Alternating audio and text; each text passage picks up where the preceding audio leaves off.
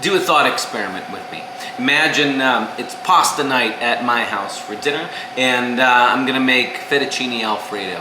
And so one of my first steps is I get out the garlic, and man, I love garlic. I don't know about you, but if I'm getting ready to use the garlic to start cooking it up in the sauce, well, of course, the first thing I've got to do, even though I've told you I love garlic, is I'll take one of those little cloves and pull off the outside wrapper, the papery part, throw that away. Then I'll crush it with the edge of a knife flat and cut off the ends, the bottom part and the top part, and then chop it up further, and then I'll cook it up even further, so even less of the actual garlic clove ends up in the dinner. You might say to me, well, I thought you said you liked garlic. Why are you getting rid of so much of it, throwing it away, and why are you putting some of it in the heat, right?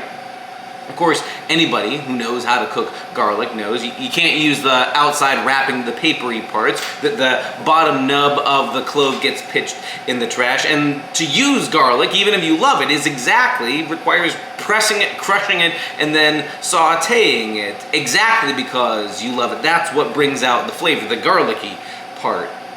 In a weird way, Jesus does something similar with the essential commandments that we find in the very 10 commandments in the law of God. And after telling us that he has come to fulfill, not destroy the commandments, he proceeds to change, sharpen, and sometimes it seems like blow them apart to do something new. We're going to take a look at Jesus and his surprising way of using the law, like he's chopping and sauteing garlic, here in this next session of When God Breaks the Rules.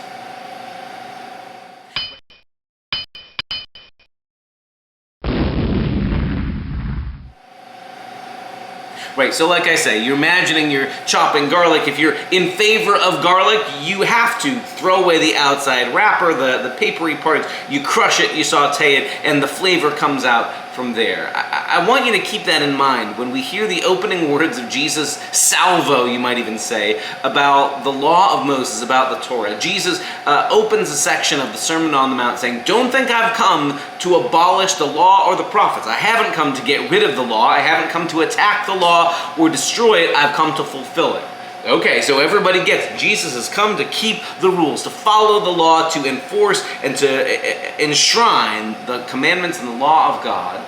But then Jesus does and says some surprising things. Jesus, on several occasions, about 5 or 6 different points, will say, you heard that it was said, and he will then quote something from the law, from the commandments, and he'll say, I know you've heard it said this way, I'm telling you now this. And he'll give his interpretation, sort of paring away the parts he thinks have been either misunderstood or misapplied, and then sometimes sharpening, sometimes changing, sometimes redirecting what the commandments, the original commandments, were really all about. So Jesus says, you've heard that it was said, you shall not murder.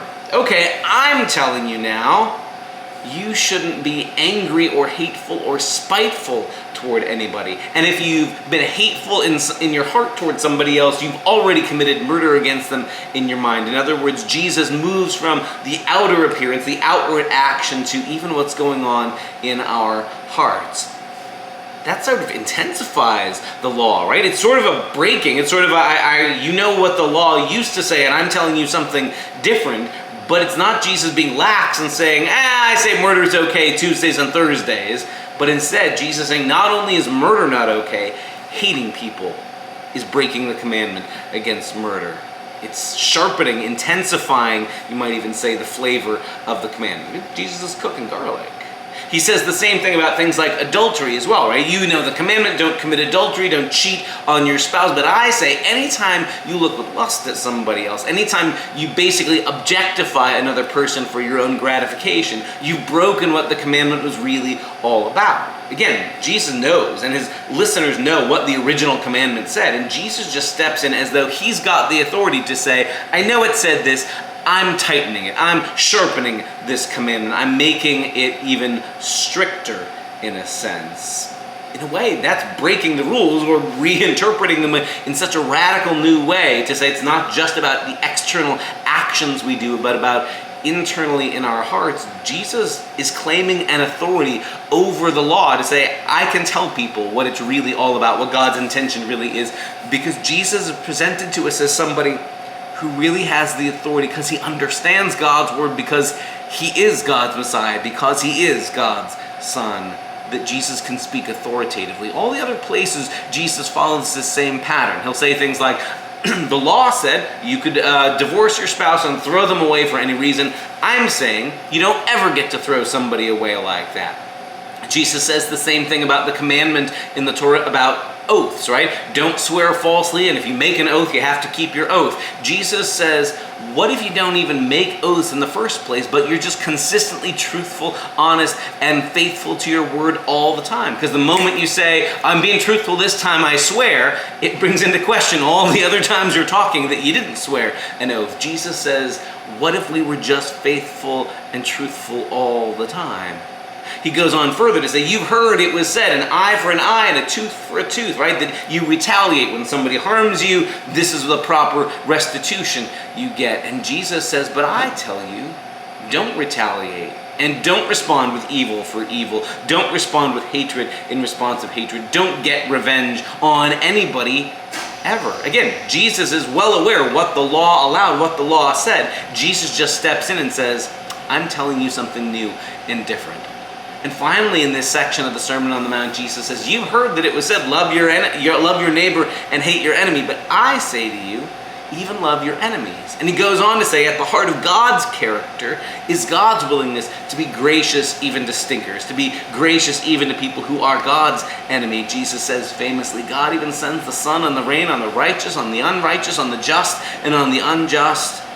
That God's love includes even enemies of God. So therefore, we are called to have the same kind of love as well. At every turn, Jesus took what everybody knew the commandments to be and says, I know what the commandments say, and I'm telling you something different. Sometimes Jesus' words seem to sharpen or bring out even a more intense flavor from the commandments. Sometimes Jesus sort of takes off the edge and changes their meaning. All of those are things that might at first look like Jesus just doesn't care about the law at all. Jesus has thrown out the Old Testament commandments. No, but maybe, again, picture like a chef cooking garlic.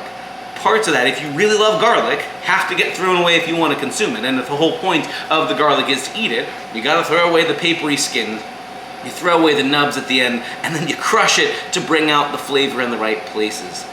That's what Jesus does here as he takes places in the Old Testament's Torah commandments and says, I'm bringing a new interpretation. And Jesus presents himself as somebody with the authority to do that and to tell us what God's intention really has been all along.